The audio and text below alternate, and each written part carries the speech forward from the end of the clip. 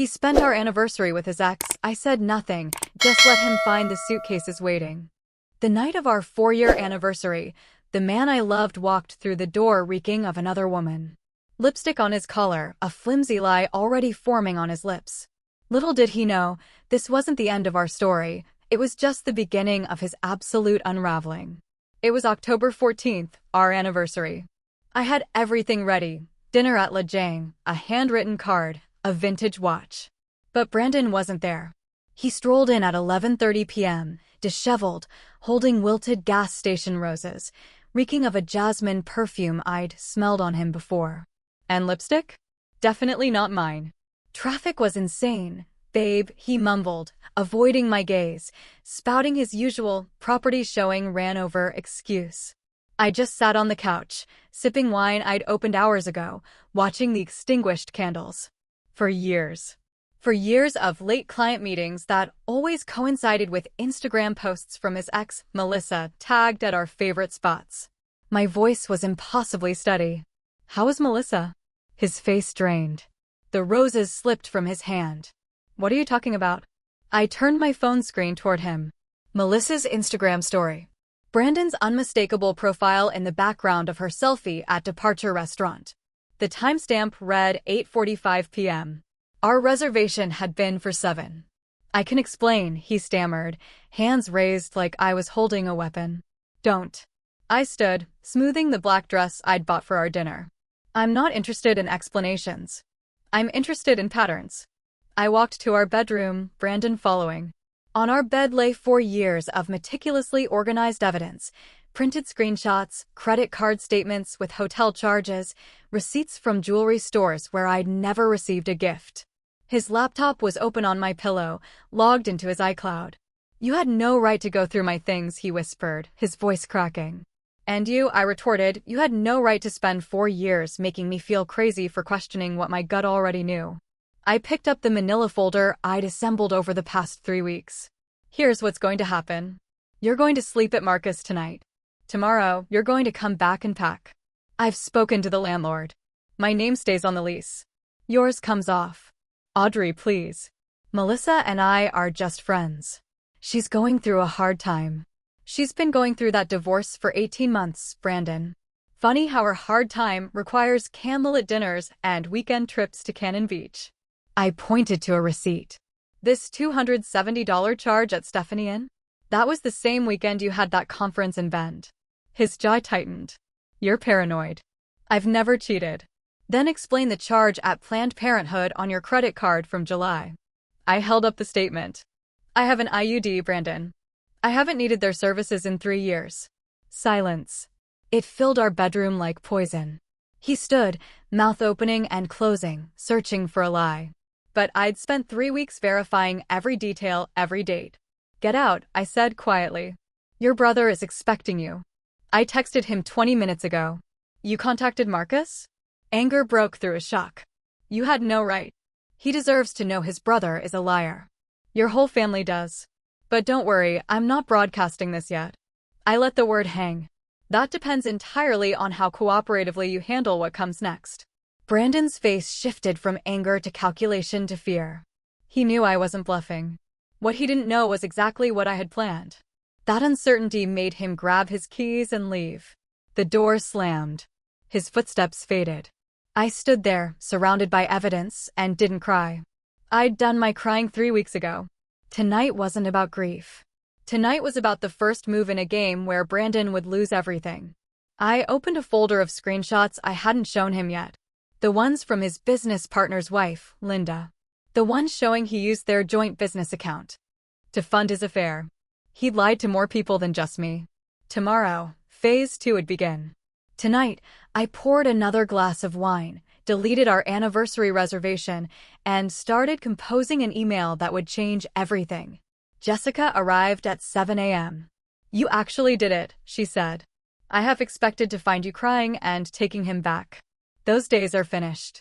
I turned my laptop. The email draft displayed everything I discovered, strategically organized. David Chin, Brandon's partner, was a heavy investor. His wife, Linda, had contacted me after spotting inconsistencies between Brandon's business expenses and Melissa's social media. "You're sending this to David?" Jessica asked. "Not yet. First, I need to document the joint account." I pulled up our banking app. Brandon's been withdrawing cash for months.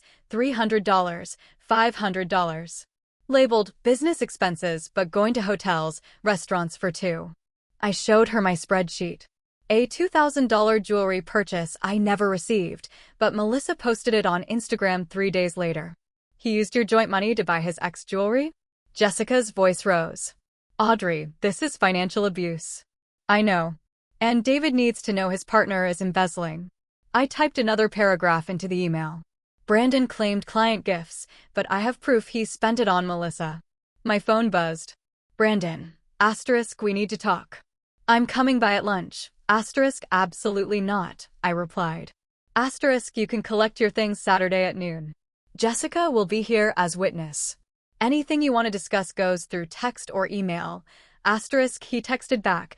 Asterisk, you're being unreasonable. I deserve an explanation. Asterisk, I didn't respond. Timing was everything. At work, I operated on autopilot. My boss, Patricia, called me in. Q3 numbers are exceptional. I'm recommending you for the senior coordinator position. $20,000 salary increase. The universe, finally balancing scales. Thank you, Patricia. Everything all right? You seem distracted. I ended my relationship last night. For years. Difficult, but necessary. Patricia nodded. Take tomorrow off if you need. The best revenge is living well. Show him what he lost. That afternoon, Brandon's cousin, Aaron Mitchell, sent me a Facebook friend request. His message, asterisk, heard what happened. Brandon's spinning a story that you're unstable and jealous of his friendship with Melissa. Thought you should know, asterisk, rage burned. I asked for screenshots. Brandon's texts to family painted me as a paranoid, controlling ex-classic manipulation. I added them to my evidence. Then I composed a group email to Brandon's family, parents, Marcus, Rachel. Asterisk, I want to address what Brandon has been telling you. I'm attaching documentation that speaks for itself. I'm not asking you to choose sides. I'm simply providing facts so you can make informed decisions. Asterisk, I attached 15 pages, bank statements, Melissa's Instagram posts, the Planned Parenthood receipt, the jewelry purchase. My finger hovered. This would detonate his family relationships. They adored me. I pressed send. Within 30 minutes, my phone exploded. Rachel called first, crying. Audrey, I'm so sorry. Brandon called me saying you kicked him out over nothing. He's been lying to all of us. Marcus texted, asterisk, Brandon's here losing his mind about the email, says you've doctored evidence. But Audrey, I recognize these places, these dates. I covered for him twice when he said he was meeting me, but I knew he wasn't. I'm sorry I didn't say something sooner. Asterisk, Brandon's mother called, sobbing. I spent an hour listening. She needed to grieve the son she thought she knew. By evening, Brandon had called 17 times. I ignored them all. His texts devolved from angry to desperate. Asterisk, you're destroying my family relationships. Melissa means nothing. You've ruined everything. Please, Audrey, can we just talk? I love you. Asterisk, I typed one response. Asterisk, your family deserve the truth. I gave them documentation. If you have a different version of events, provide your own evidence. Otherwise, stop contacting me. Asterisk, that night, Lindichin called. David saw your email draft. You left your laptop open at dinner. He's been investigating. Audrey, it's worse than you thought. My stomach dropped. How much worse? Brandon's been falsifying expense reports for 8 months. David's accountant estimates he's embezzled $37,000. David's filing a police report tomorrow. Brandon hadn't just betrayed me. He'd committed crimes. Linda, I need you to do something. Wait 48 hours before David files. Why? Because I want Brandon to have enough rope. If police get involved now, he'll lawyer up. If he thinks he still has time to fix this, he'll make bigger mistakes. I want documentation. Linda was quiet. You're not just getting revenge. You're building a legal case. I'm making sure he faces actual consequences. His parents, his uncle, his brother, everyone always bailed him out. Not this time. I wrote out a timeline in my journal. Saturday for belongings, Sunday for a lawyer, Monday for the police report, Tuesday for his licensing board. By Wednesday, Brandon Cole would understand what it meant to cross me. My phone buzzed one final time. Brandon, asterisk, I'm coming over. We're settling this tonight. Asterisk, I forwarded it to Marcus and Jessica. If he shows up, I'm calling the police for trespassing. Then I poured another glass of wine and continued building my case. Saturday arrived, cold and gray. Jessica found me in the living room, surrounded by packed boxes of Brandon's things. You're actually giving him his stuff, she asked. I thought you'd go full scorched earth. I'm better than that, I said, pointing to his clothes, personal items. And that, she asked, nodding at a small wrapped box. That's the vintage watch I bought him, $800. I'm returning it for store credit. Seems fair since he spent $2,000 of our joint money on Melissa's bracelet. The intercom buzzed. Brandon. I pressed the unlock button but didn't open our door. Jessica did. Brandon walked in, disheveled, Marcus behind him. Thanks for being here, Marcus, I said warmly. Can you help Brandon? Everything's organized. Audrey, can we talk alone? Brandon pleaded. No. Anything you say can be said in front of witnesses. I finally looked at him. There's nothing left to discuss that isn't documented. My family won't return my calls. My mother's devastated. Rachel blocked me. His voice cracked. You destroyed my relationships. I provided facts. They made their own choices. I crossed my arms. Your boxes are there. Take them and return your key. What about our stuff? The couch, the TV. I have receipts. 97% was mine. You can take the coffee maker your parents gave us and the towels your sister gave us. Brandon's face reddened. You can't just kick me out of my own home. Your name came off the lease Thursday. The landlord was very understanding when I showed him proof I paid 70% of the rent while you claimed 50/50ths. I pulled out my phone. I have the new lease, signed by me, just me. Marcus started loading boxes. Brandon, let's just get your stuff. This isn't helping. I'm not leaving until we settle the joint account. Brandon stepped closer. His cologne, once loved, now made my stomach churn. You've frozen me out of $4,000. Wrong. I removed my $3,000 contribution plus $200 interest. The remaining $1,200 was yours. It's still there. I showed him my bank app. I documented everything. I only withdrew what I personally deposited. You took money meant for both of us, he yelled. You took money from both of us and spent it on your mistress. I pulled up Melissa's bracelet picture. This cost $2,000. It came from our joint account labeled Home Repairs. Want to explain what part of Melissa's wrist qualifies as our home? Marcus dropped his box. Jesus, Brandon, tell me she's lying. Brandon's silence was damning. He stared at the floor. Get your things and get out, I said quietly, before I changed my mind about keeping this civil. They loaded boxes in tense silence. On the final trip, Brandon paused at the door. I did love you. This wasn't all fake. You loved having someone to come home to while you played house with someone else. You loved having access to my money. You loved how your family adored me. I met his eyes. But you never loved me enough to be honest. To be faithful. To even try. I made mistakes, he pleaded. You made choices, hundreds of them. Every time you texted Melissa instead of me. Every time you withdrew cash for dates with her. Every time you lied to my face. I picked up a manila envelope. This is a cease and desist from my attorney. Stop contacting me except through email, only for shared assets. Any violation will result in a restraining order. Brandon took it with shaking hands. You've thought of everything, haven't you?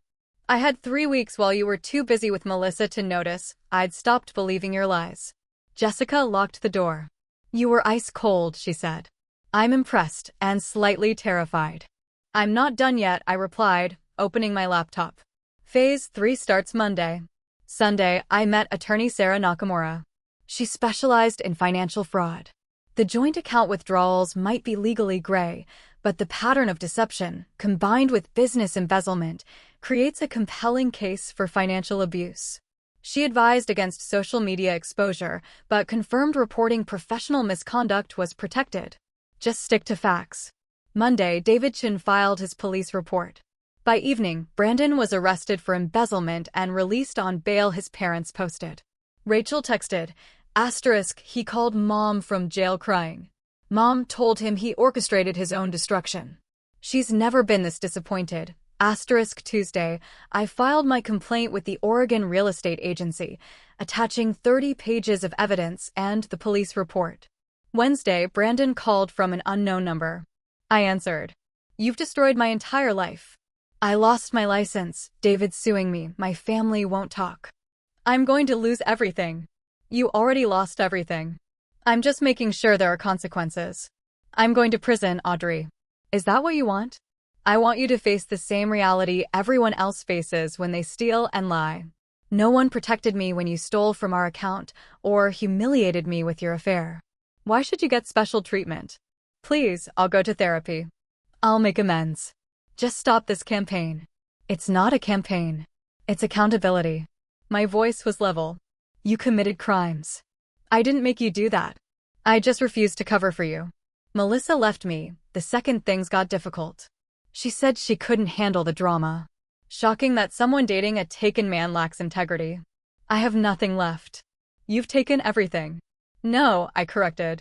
You gambled everything on a lie and lost.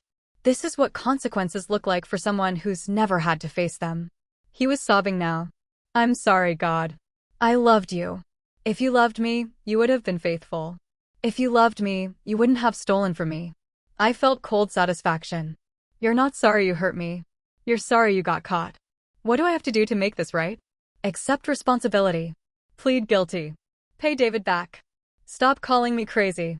Tell the truth. Face your consequences. And if I do all that, will you stop? I'm already done, Brandon. You've destroyed your own life very thoroughly. I just held up the mirror. I hung up and blocked the number. Jessica, listening on speaker, whistled. He really thought you'd take him back. He genuinely doesn't understand that some things can't be fixed. I showed her David's email. The prosecutor offered a plea deal, 3 years probation and full restitution, or 5 years in prison. He'll have a criminal record, I concluded. He'll never work in real estate again. My phone buzzed with a text from Brandon's mother. Thank you for being honest. You deserved so much better. I made dinner, poured wine. My promotion came through. Senior marketing coordinator, $20,000 more per year. I had my apartment, my job, my integrity. Brandon had none. The scales had tipped decisively in my favor. 3 weeks later, Melissa posted on Instagram, "New city, fresh start. Leaving toxic situations behind." Jessica screenshotted it. The audacity. I commented, funny how fresh starts look different when you're not funding them with someone else's stolen money. Enjoy Seattle. I hear the real estate market is competitive, but at least Brandon won't be there to embezzle from his next business partner. It was deleted in 40 minutes, but screenshots circulated. Soon, 3 other ex-girlfriends reached out, all with eerily similar stories of financial manipulation and overlapping relationships. This wasn't a mistake. This was Brandon's operational system. I compiled their testimonies. The preliminary hearing for Brandon's embezzlement was set for November 3rd. David's attorney asked me to testify. We want to establish this wasn't a momentary lapse in judgment. Your testimony helps. I'll testify, I said. In court, the public defender tried to paint me as a vengeful ex. You orchestrated a campaign to destroy Mr. Cole's relationships? No. I provided documented facts to relevant parties. They made decisions based on evidence. Evidence you collected by violating his privacy? He asked me to access his iCloud. He never logged out. Financial documents were from our joint account. Instagram posts were public. I didn't hack anything. I just stopped ignoring what was in plain sight. But you admit you shared this to damage his reputation. I shared documented evidence of crimes and ethical violations. If the truth damaged him, it's because his actions were damaging. I didn't make him steal, lie, or spend our money on another woman. He made those choices. The prosecutor, Grace Torres, then asked me about the joint account withdrawals. I walked through it methodically, 8 months of suspicious cash withdrawals, cross-referencing dates with Melissa's posts, the $2,000 bracelet. Approximately $6,300 over 8 months. When I confronted him, He claimed I was paranoid, said Melissa was just a friend. He never admitted the truth until I provided irrefutable evidence. I looked at Brandon. Even then, he minimized and deflected. The judge, an older black woman, listened intently. Mr. Cole, I've reviewed the evidence. The pattern is concerning, not just the amount, but the systematic deception across multiple relationships. She denied his motion to suppress my testimony. As we left, Brandon grabbed my arm. Please, I can't go to prison. Can't you tell them you exaggerated? You're asking me to commit perjury to save you from your own crimes. I'm asking for mercy, to remember what we had. What we had was built on lies. You stole from me, David, your own business. That money represented hours of my life. You don't ask for mercy when you showed none. Marcus pulled him away. David and Linda thanked me. Thank you for not backing down, David said. If you'd stayed silent, he might have gotten away. Your testimony made the judge take this seriously. Marcus spoke to me later. He's staying with me. He talks about you. Says he ruined the best thing that happened to him. Understanding after the fact doesn't undo the damage. I know. But the consequences you fought for, they're working. He's miserable. I don't take pleasure in his suffering, but I don't regret ensuring he faced consequences either. Those two things can both be true. Marcus nodded. You're the best thing that could have happened to our family. You exposed something that needed exposing. Brandon's father, Robert, called. Audrey, we enabled Brandon his whole life. We created the monster who hurt you. His mother and I are in therapy. We're not paying for his defense or his debts. We told him he needs to face this alone. He's your son. You loved him. But we loved him wrong. We made him believe he was above consequences. The following week, Brandon's real estate license was officially revoked. His profile removed from David's company. Clients reached out, asking what happened. Nobody had any idea, I told them. That was Brandon's skill, compartmentalization. Now all those compartments had collapsed into one truth. Brandon Cole was a fraud. My therapist, Dr. Sandra Patel, validated my actions. You spent 4 years having your reality denied. Taking control, documenting the truth, ensuring consequences, these were ways of reclaiming your power. Sometimes I worry I went too far. Do you feel worse? No. I feel satisfied. Justice was served. Someone who hurt people faced real consequences. Then trust that feeling. You didn't create false evidence. You just stopped protecting him from the truth of his own actions. What would have happened if you'd stayed silent? Brandon would have continued. David wouldn't have found the embezzlement. Melissa would have been betrayed. I would have gaslight myself. Instead, I'd drawn a line. December arrived. My promotion was official. Patricia toasted, to Audrey, who proves professionalism and excellence speak louder than any drama. The trial date approached. Brandon's attorney offered a final plea, guilty to reduce charges if I didn't testify. I declined. On Christmas Eve, a card arrived from Brandon. Asterisk, I understand now what I destroyed. I'm sorry. You deserved better. I hope you find happiness. Asterisk, I didn't respond. Some apologies come too late. Jessica came for Christmas dinner. Melissa's engaged, according to Instagram. Not my circus, not my monkeys, I said. My phone buzzed. Email from prosecutor's office. Trial vacated. Defendant accepted plea. Sentencing February 3rd. Brandon folded. No trial. 3 years probation. $60,000 restitution. Permanent criminal record. Prohibited from financial roles.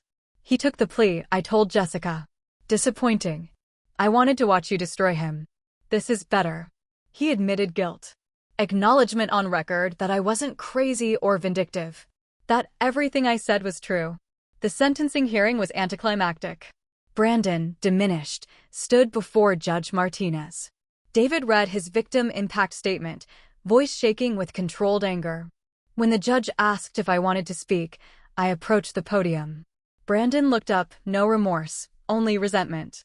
Your Honor, Brandon Cole didn't just steal money. He stole years of my life. He made me feel crazy, gaslit me, used my money to finance an affair. I pulled out the folder. I'm submitting letters from 3 ex-girlfriends, all describing similar experiences. This wasn't a mistake. This was his operating system. The judge waved off Brandon's attorney's objection. I'm not asking for vengeance. I'm asking for accountability. Consequences severe enough that his next victim has warning signs. I looked at Brandon. The criminal record will follow him. Maybe that will protect someone else. Judge Martinez was unimpressed by Brandon's mumbled apologies.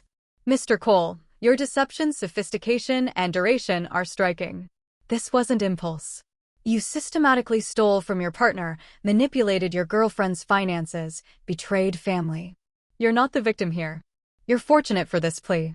Violate probation, you will serve prison time. She signed the order. Outside, Linda hugged me.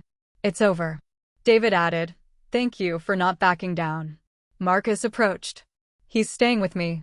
He says he ruined the best thing that ever happened to him. Understanding after the fact doesn't undo the damage, I said. I know. But the consequences you fought for, they're working. He's miserable. I moved to Seattle. My new apartment, the Space Needle view, the job exceeding expectations. VP track in 2 months. Personal life bloomed. I joined a book club, hiked, started online dating. Thomas, a data analyst, was methodical and transparent. Is it weird you're so consistent? I asked. Because I don't lie? That's called being normal, Audrey. That simple honesty felt revolutionary. In October, I became VP of Marketing Strategy. My mom called, you took something horrible and turned it into fuel. That's real strength. David Chin messaged on LinkedIn, *, heard you're crushing it in Seattle. Brandon's incarceration gave me space to rebuild. We're thriving. Thank you for holding him accountable. * in June, Marcus messaged. * Brandon violated his probation. He's serving 18 months in county jail now. Got caught embezzling from the restaurant where he was manager. * embezzling again. Even after everything. No pity. Only vindication. Jessica visited. Look at you. Glowing, successful, happy. Brandon's in jail. Melissa's engaged. You're living your best life. Not my circus, not my monkeys, I said of Melissa. Later, on the waterfront, Jessica asked, do you ever miss him? I miss who I thought he was. But I don't miss the reality. I don't miss the constant anxiety. Do you think you'll trust again? I trust people now more because I trust myself. Brandon didn't break my ability to trust. He refined it. By December, a year after leaving Portland, I hosted a party in my Seattle apartment. Thomas was there, Jessica was visiting. To new beginnings. Jessica toasted. To Audrey, who proved the best revenge is living so well you forget you're getting revenge. I'm not getting revenge anymore, I corrected. I'm just living. Brandon's consequences are his own. My phone buzzed. Marcus again. * Brandon's being released next week. Early release for good behavior. Ordered to move to Eugene. He knows not to contact you. * I showed Jessica. He's getting out. How do you feel? Nothing. He's a stranger. A cautionary tale. The party continued. This was my life now. Full, purposeful, free from lies. I'd transformed betrayal into growth, healing, boundaries. The scales hadn't just balanced, they tipped. Brandon lost his career, family, freedom. I gained promotions, connections, self-trust, peace. Some call it revenge. I called it justice. Natural consequences.